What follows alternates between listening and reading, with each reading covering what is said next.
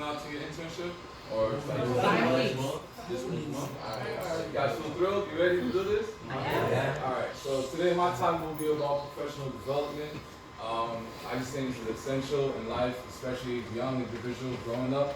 You need to develop yourself as professional you can be, as far as your skills, owning up to like getting better as far as being a better employee, in the workplace, working with your team, and just overall just being a successful person.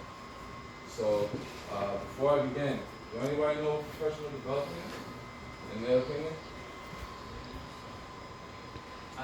It's taking deliberate action to train yourself to be better at a particular, behavior. If you wanna improve your professional etiquette in the workplace, or just recognizing what's professional in a certain environment. All right. Just need to focus. There's no right or wrong answer. So whatever you say, you could just say, nothing shot. Go ahead. The skills that you learn in the workforce and like how you utilize them in your life and professional way. All right, one more. Don't give it up. They're the soft skills in carrying yourself in your job and career and networking. Right. So as far as professional development to me is also staying up to date. You know what I mean? Making yourself, polishing yourself. If something new come out, you teach yourself to acquire new skills so that you can go and either transition yourself to another career or for higher ranking. This is spoken to a lot of webinars, conferences about professional development, for seniors, account managers, whoever, no matter what area you're still doing, it's always needed within the workplace. So I grabbed this quick definition from offline, and just basically saying process of improving and increasing capabilities of staff through access to education and training opportunities in workplace. So outside organization or through watching other performing the job. Professional development helps build and maintain morale of staff members and restore to attract higher quality staff to an organization, also called staff development. So with professional development, not only you grow, the company grows as well. So you both win, right? So why is it essential? Anyone wants to know why is it important? I mean, of course it's there, but why do you think it's needed? Like you said, the world is changing, and the more you stay up to date, the further you can develop your company. Right. Better you are at your job. Exactly. So here in the first, I say in today's corporate world, the longer an employee serves in their profession, the easier it is to become comfortable and complacent. Some will think or feel they don't need to learn anything else, and they fill the role because they become self-proclaimed master. So I've seen people who just think stagnant and just I'm good. I got a good salary. I don't have to go any further. I'm good where I'm at. That's, I don't know why people think in that mindset. That's an old mindset from the 1960s, 70s, where you have a lot of those people that just live in that particular mentality. Us today, we're always trying to grow more, acquire more skills, and learn. So what I say, instead of being stagnant in your career, you should always strive to seek more knowledge, polish your skills, and aim for excellence every day. Professional development is essential for both employee and employer. This will result in having a successful business and workplace for all. So you see the changes once you start developing, your soft skills, your technical skills, or just intertwining with people, engaging, just working around with it. And here's a part two. Here's some points I made. Confidence and credibility. The phrase "knowledge is power" rings true. The act of learning provides new perspective, increased expertise in your field. So of course, with new knowledge, you're able to bring more to the table. Now you're more of a playmaker. Now you have this set of knowledge, someone had this set of knowledge, the two come together now to create, an empire or start to create a business plan or a next step to, grow themselves into a better position. Efficiency. The goal of most staff development activities, if not all, is to teach how to do something better by mastering new skills, efficiency, and recognize. If you know something, like in my company, whereas we do a lot of developing or new methods to make the company better or to make certain technology better, we create these Kiki docs, like one-on-one, so they're like how-tos or whatnot, and this will also, guide the users. So this way, you need something to reflect on, and you want to create, let's say, a swap volume on a Linux machine, right? But all the employees are basically, all your colleagues are busy at the moment. You know, there's documentation out there that's provided for you from the team to ensure that you have the right understanding to provide that particular service. And therefore, you know, it'll be efficient because it's been practiced and has been used amongst the other colleagues. So I've done it, my other colleagues done it, and I've seen it in other workforces. Keep current. As just saying before, it is easy to become complacent and simply maintain the status quo. Employee development opportunity can shed light on new approaches and how to navigate through them. So you always want to stay up to date. They say, you know, they have cloud right now that's available, cloud certifications. That's one of the hottest thing in IT compared to security, data management, and I think it was project manager, one of the big fours within IT career. So you keeping current with things and staying up to date, you're able to see yourself within, you know, that level of caliber.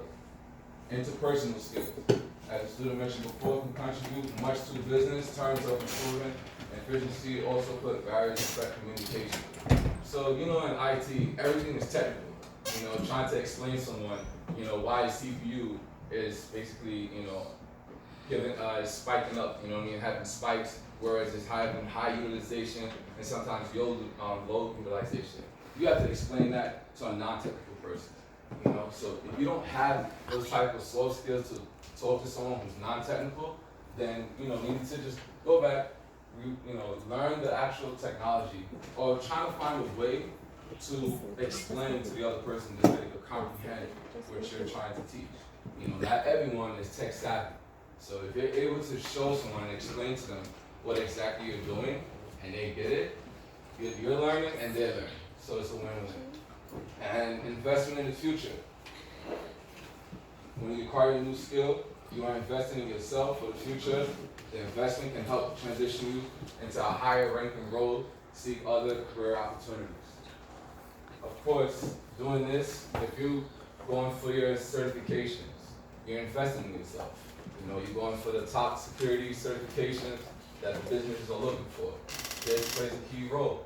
You know, me going for my certifications and acquire, this also helps me acquire, get new raises on my, you know, within my job. Or maybe allow me to get a higher job ranking role.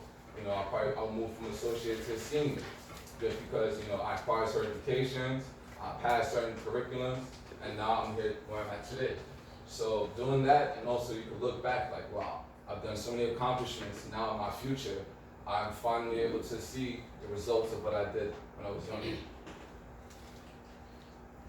So here's some typical modes of professional development. It's basically some techniques, strategies, what you can do. Of course, I pointed it out and just made a little nice little training.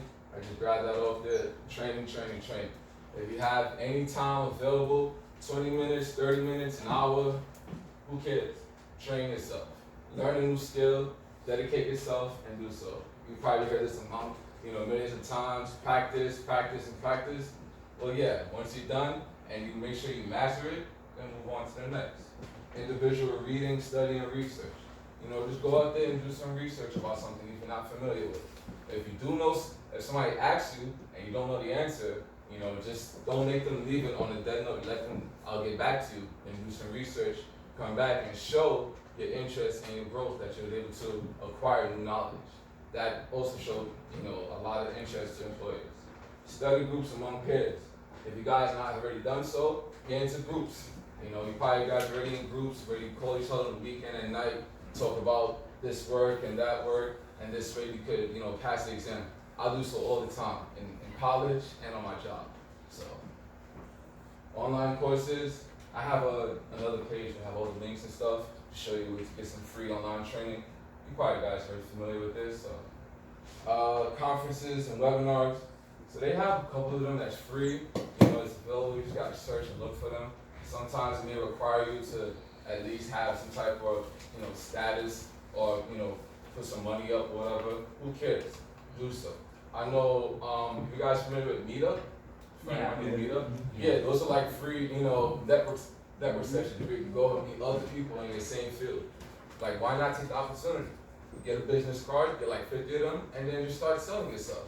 I mean, you are a product, right? So, and build your PLN, your personal learning network. So that will lead into, at the meetup, you start getting connections, consolidate a list of people who you could network with to build up your professional skills. Like you have a senior data admin who you could talk to and learn about, Postgres queries or, certain about how to data retention and stuff. Or, a network admin, how to set up a net mask or how to get certain net range.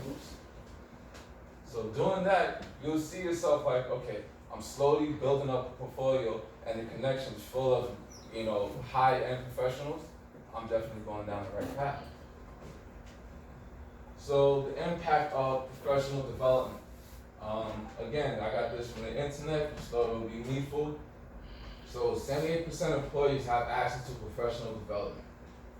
That means like training within the businesses, like my company, KPMG, we have K-Tech learning, education, where you can actually learn some online courses outside, or internally or externally within the company. So if I want to learn more about cybersecurity, they'll have some boot camps that's available. Free of charge, I don't have to pay, I just make sure to get myself into the program, learn, and acquire new skill. So that's a bonus for certain companies. 92% of employees think having access to professional development was important or very important. So I just gathered from all of there. But it does play a big role, because if a company doesn't have these opportunities, how do they expect you guys to grow? As a team. We all moving at the same speed to go towards the end goal, which is to be successful. So that's basically how I could just summarize that. Tuition reimbursement. That will also be, cool plus. Just imagine the company that you're working for and they're able to reimburse you for when you're in school. I mean, why not? That's hard-earned money, but you provide a skill set to them, and they're able to reimburse you for your school. So you're basically being more valued now as an employee from your employer. So it works out best for you. Employees with professional development opportunities are 15% more engaged. Why? Because you have more confidence. Feel confident in yourself. You have the skills. So you're going to go out there and start to seek more like-minded people. So you're going to engage more in more meetings, in more sessions, whatever, to get yourself out there. Employees with professional development opportunities have 34% higher retention. Well, that's just self-explained. I mean, you're going to gradually grow and become successful, and you're going to get that dream job that you want to, of course, if you stick to your developing your skill set. Here they have a quick graph just showing exactly what we was explaining. 77% in-house, 74% external, off-site, online training, 53% reimbursed. Not all companies reimburse, just keep that in mind. And 5% is others. So that's like any other things you do outside of it. Maybe, it could be martial arts or just regular hockey training or whatever, just to keep you focused.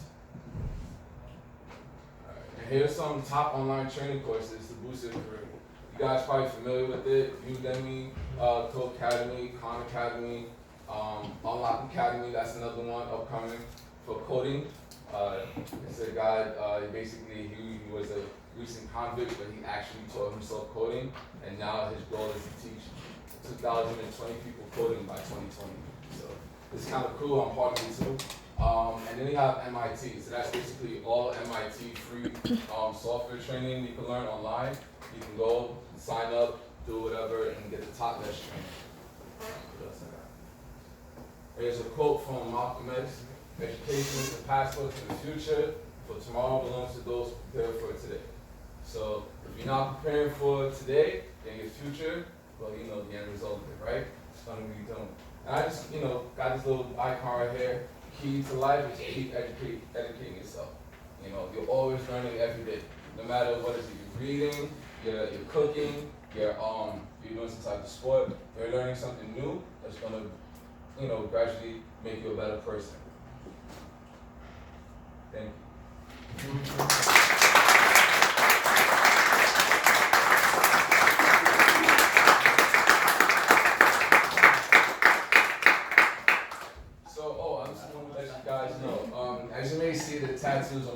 uniforms and all.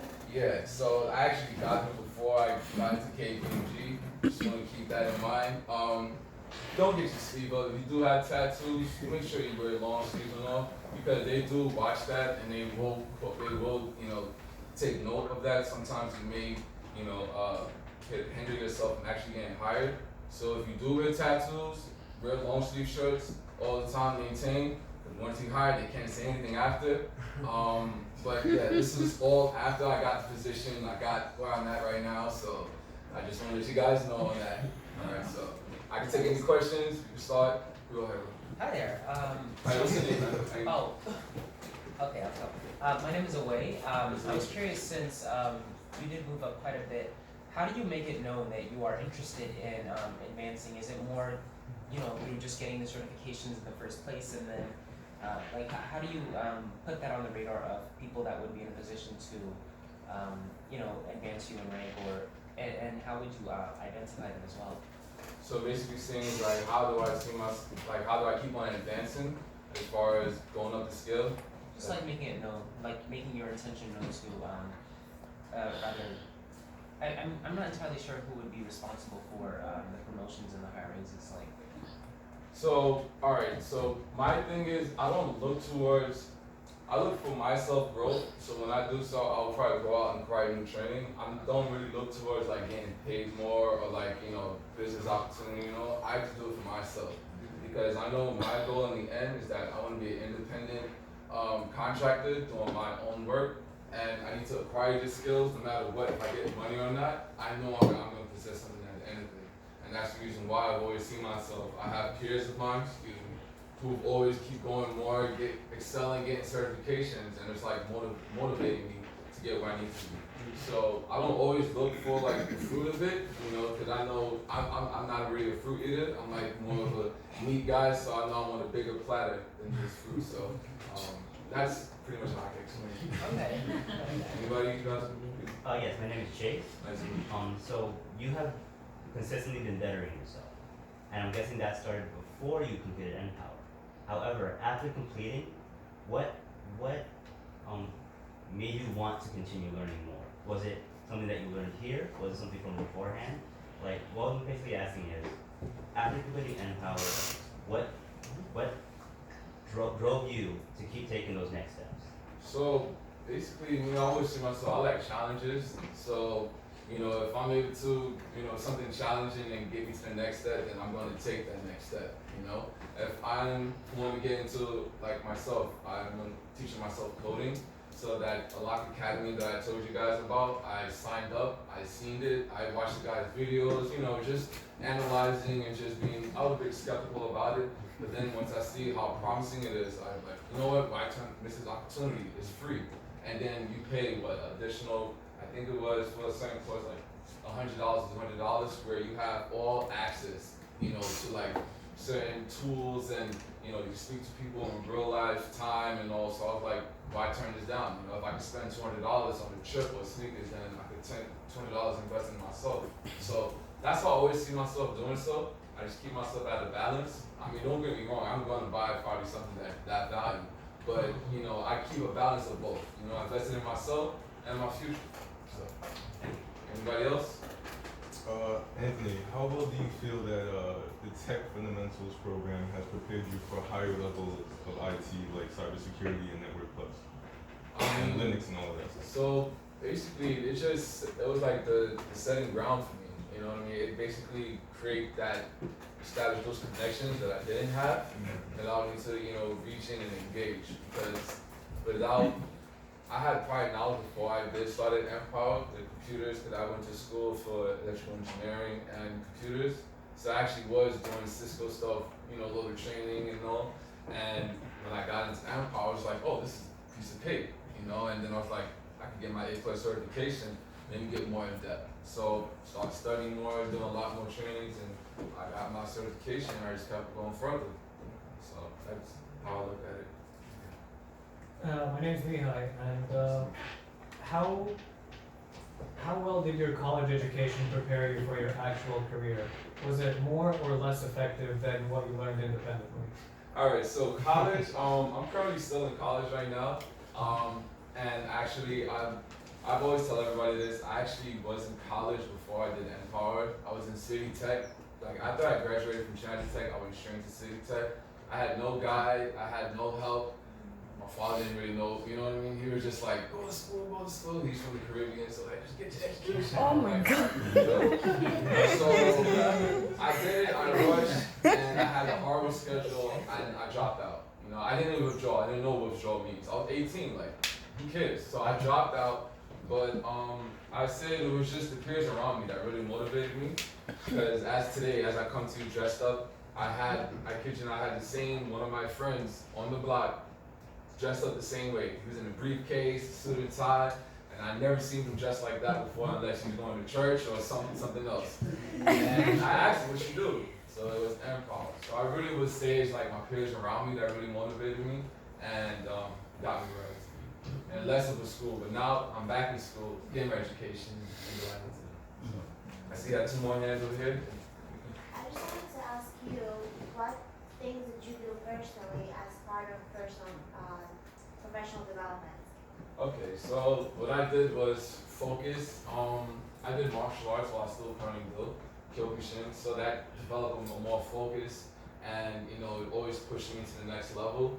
So that helped me out a lot because when inside the corporate world, it's easy to get distracted. I mean, you have people ping you left or right, coming up to you like, hey, what's up? And then, you know, 10 minutes gone. You know, so for me, it's like, all right, I'll put my status busy. You know, if somebody is talking to me, like, I'm doing my work. You know, with that type of understanding, focusing, and just making sure I keep a discipline trait allows me to, you know, progress in my field. So, I mean, don't get me wrong, there's some times where I do kind of slack off a little bit, but I've always remembered, like, if I have a priority to do, I make sure I get that done first, and then, you know, I take my little time off. So, it's either or. Okay, so my name is Jared. So my question is, since after you graduated from Npower, what was the career path like? As in, like, what was like the next step after completing this program?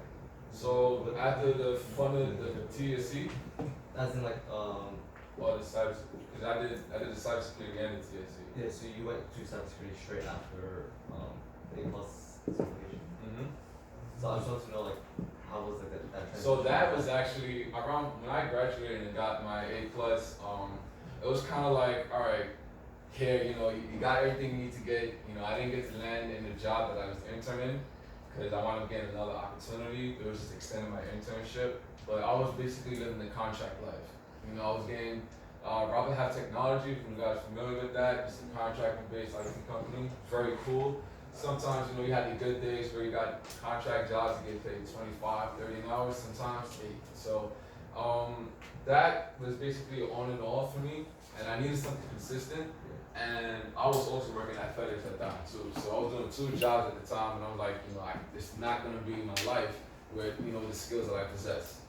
Luckily, Npower came back out with a semantic program, and I quickly signed up. So it was basically a juggle for me, but I always remember that I was kept applying myself, sending resumes. Workforce One, I did like other different types, like I did, what was it, Indeed.com, I did job search, all those different types of job search that I have billions of emails. I had to literally create a whole other email just so I can just stop, so I can just clean up those stuff. But yeah, I was doing a lot of job search before I knew the semantics. So it's not easy, but if you put yourself to it, put yourself out there, I guarantee you'll find something. You got one more question. Fear. So you talked how you are a very challenge-driven kind of person. You see a challenge and you want to overcome it rather than back down from it. Right. What's been the most difficult challenge transitioning from an associate to a senior person at your job? Like, what was the biggest obstacle in your way that you were able to overcome, and how were you able to do that? So basically, as far as that transitioning is basically owning up to your like issues or problems. As a senior, you have a lot more responsibilities. So you really basically are on your own as compared to associate, where it's like less responsibilities and you could rely on your other colleagues. And you know, with that title, it's like, all right, you have a well understanding of what you acquired, and since you've been here for a cumulative amount of years, you know, we expect you to do this. So they have high expectations, not as much, but what you can manage within your own realm. I do know employees though who are senior based, but don't have the skills as a senior and still very questionable to me today. But again, I still focus on what I had to do and make sure I get things done right. So, My name is Ahmed, by the way. nice to meet you. My question is, like, through your experience, what are like key components that you believe convince people to invest in you? Convince people to invest in me. Yeah. It's like, oh, I see something like you're doing a really good job. How about I give you a promotion? Like, what do you think are like the key components that like convince people to see you as a competitor? Right. So it's basically all on what I can provide. You know, like my work. Basically, you know, I don't let my being verbal, I let my actions speak. So once you see me actually implementing the work and actually going to the terminal and setting up storages or doing data migration, or you actually see that I have the skill to what do I have to do. And compared to, I have some people telling me like, oh, you're a fast worker because I like to get things done quick. Or sometimes I automate things, like I started getting more hang with that because doing things manually, I was called Manuel, doing things manually, you know, it's kind of time consuming. So I got more of a habit of scripting things to make things a lot faster and just better, more efficient. So when somebody asks me, oh, can you please create 20 user IDs for, you know, this group? Okay, cool. I just, you know, have all the user IDs, put it in a file, run it against the script, done, 2 minutes. Okay, next. It was like, oh, wow, that's quick. Oh, thanks. I appreciate that, no problem. You know, stuff like that. Or there was another issue where someone needed a rebuild of a server and they couldn't get any resource. And I was finishing up some work and I was like, oh, I think I could squeeze that in. So I squeezed it in, I let them know, like, I won't make any promises, but I'll be able to get the work done. I just let them know I play the game, you know, I just tell them that, but I really couldn't do it at the time. So I finished it within like an hour or so, and then I replied like, here you go, server done, thank you. And I was like, wow, Tafari, amazing, thank you so much. They gave me a gift card of like $200. I was like, oh, nice. And it works out nice. So, yeah, it all depends on like how much you can bring to the table. You know, how low you are. You know, the results will show. Sometimes you may not get anything at all. It's okay. Yeah, you can live with that. But you know that you have the skills, nobody can take that from you. So, anybody else? Any more? So I'm planning on going into cybersecurity.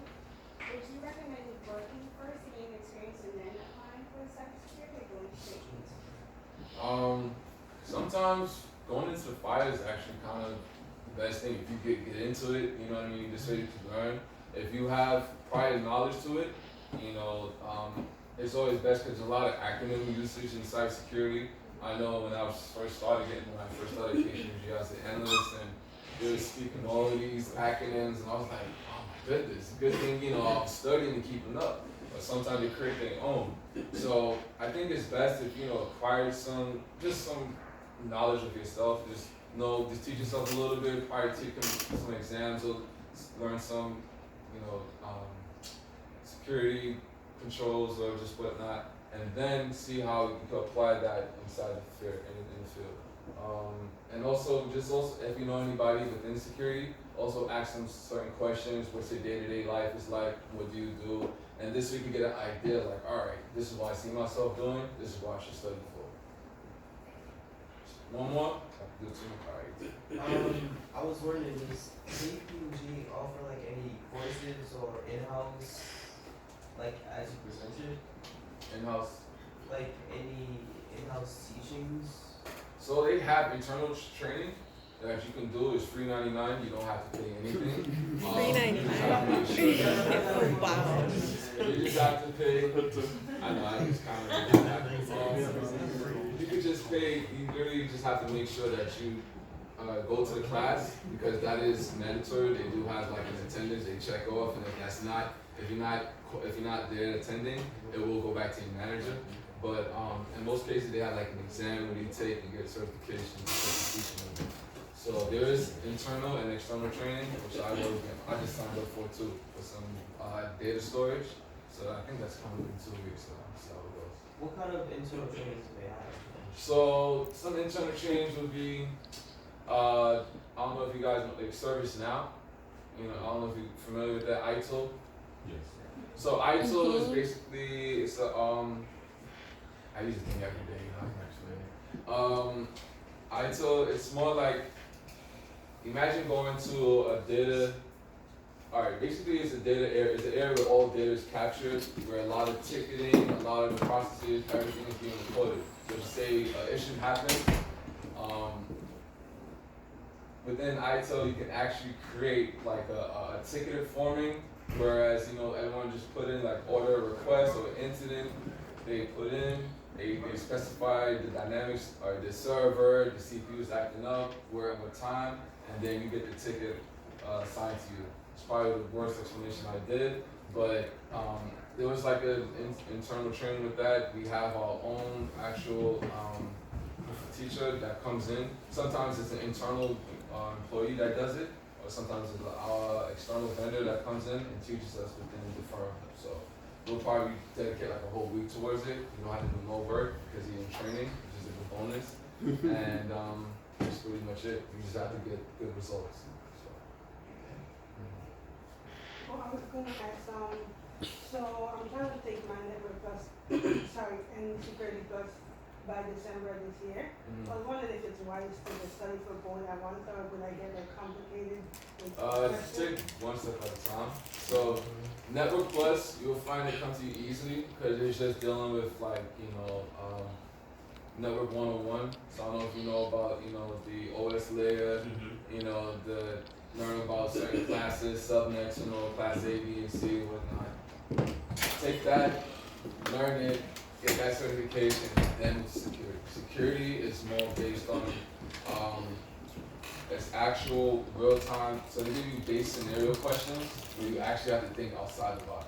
So it's like, what happens if you know, a climate disaster wind up messing up a data center? You know what I mean? What kind of remediation plan would you do? That type of stuff. It makes you think outside, and you have to know, all right, what ends will be a hot and cold type of remediation. But now I'm just trying to give you a quick scenario based off. Me, when I took that exam, I failed twice. That's why I was like, you know, make sure you take your time on it. The last time I passed it, and I was like, all right, that's it, I'm good. You know, like, I'm not no more security or whatever. I'll probably go out after, but that was the most difficult one for me. So what about CCNA? When you take CCNA and Network Plus, or that? Yeah, so Network Plus is like the base, and then CCNA would just be like, you know, the step after So it's like CCNA. put them together. I mean, if you can, why not? Do it. But I say just take one, learn it, get that underneath your belt, and go to the next CCNA, because that's a bit, again, more depth into networking. And then after CCNA, you go for your CCNP. Then after NP, you go for your expert CCE, I think, or not. But, you know, just keep going. But if you can, yeah, take a shot at it. I don't see why not. And this will be the last one. I'm Sabrina. I have two questions. One is like, can you describe like how you day-to-day like work? And also, since you said you like challenges and stuff, and you kind of like learning coding and stuff, would you ever decide to go on a program side of Alright, so my day-to-day life, your first question, literally, it's usually I come in, I try not to do any technical work because I know once I start, I don't know when I'm going to finish. So I like to do check my emails, see what's going on, anything that's directed towards me or my team, and just respond. So I like to dedicate a little half of my morning doing a lot of like email communication, get it out the way, and then I start to do a lot of the technical work. So that probably regular. I like to start light sometimes, like adding users or create file systems, or you know, or migrating a server to over here. You know, start light, and then I start more in depth where I install Redis, and then I figure application, then start doing what is it, SSI import, you know what I mean, SSL security imports, and also I start doing more and more heavy technical stuff, and then next thing you know, my day is over. So I usually finish like 5:36, but I'm trying to get that on balance. But that's usually my typical day. And as far as coding wise, that I'm doing so because I do work with a lot of code developers on a day-to-day basis. I do a lot of Python, do a lot of MySQL, and also it's like, you know, if I'm doing it so much, why not learn the skill? And it's growing like crazy. So it's like, you know, in IT, you're always able to acquire new skills. I'm like, why not coding? And Python, I was like, you know what, let me get into it. But what I do as far as the OS, the operating system I work in, is Linux. So Linux is based off Python, written in Python. So it's like, why not get back in with it? I can make my life easier, where I can write scripts and make things faster, where I can provide, a good feedback for the customers and look good for me. So that's how I look at things, like a domino effect. So, and I think that's it. All right, last one. Considering that you work in KPMG, do you have any recommendations for interview? Tips for interview? All right, so I remember when I did my interview with KPMG, I had to do my research on them. Literally, I did like a whole 3 pages on it, and I made sure I knew everything about how many employees were there, how across the board. I think it was across 56 countries. I think it was like 360,000 employees. Top Big 4.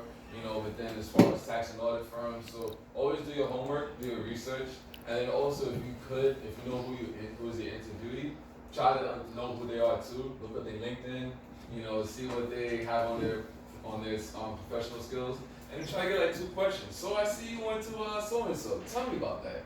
People love to talk about themselves. I mean, that would just be. If you have them talk about themselves and then more about the business too, I guarantee you're gonna find you as a good candidate. So for me, I had 3 interviews back to back to back. So yeah, right. But it was kind of a blessing in disguise because the first one it was kind of crazy. Whereas I had an interview in the car rather than in the office. That was crazy because I was going to Jersey. So the office is located in Montville, New Jersey.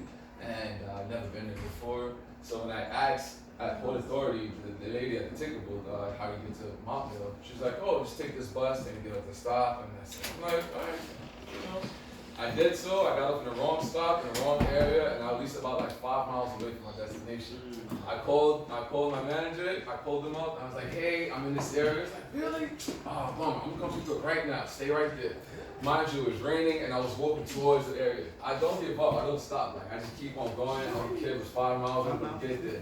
Next thing you know, he sees me walking up, he's like, fight? I was like, yeah. He's like, all right, come in. And so we're talking in the car. He had to be a little X5, so I'm like, I like cars too. So I was like, oh, you got an X5? Like, yeah. So we started talking about it, we engaging. Mind you, I was talking about him and let him, express himself. So already sold him in the bag. He was like, Tafari, we had a good interview in the car. I think you don't have to do any more, interviewing. You could meet the other 2 colleagues and more. And then that's why I hit them with the questions, if I went overboard. As soon as I got back leaving to go back to Npower, I got a call. I think it was one of the staff was saying like, oh, they got you, they took me. I'm like, what? Wait, relax. You said, yeah, they're gonna take you in. You're intern. They took you, hired. I'm like, oh, nice. I was hyped. I was happy. I was sober. I was, and that's how I am today. So yeah, it was a journey for me, and it's just like I just never gave up. I had a lot of turn downs. I had a lot of ups. I was having to hide at Google, but yeah, that's another story. But I just never always see myself growing and getting higher and higher and higher. My first job when I first started working was I used to be actually a kid.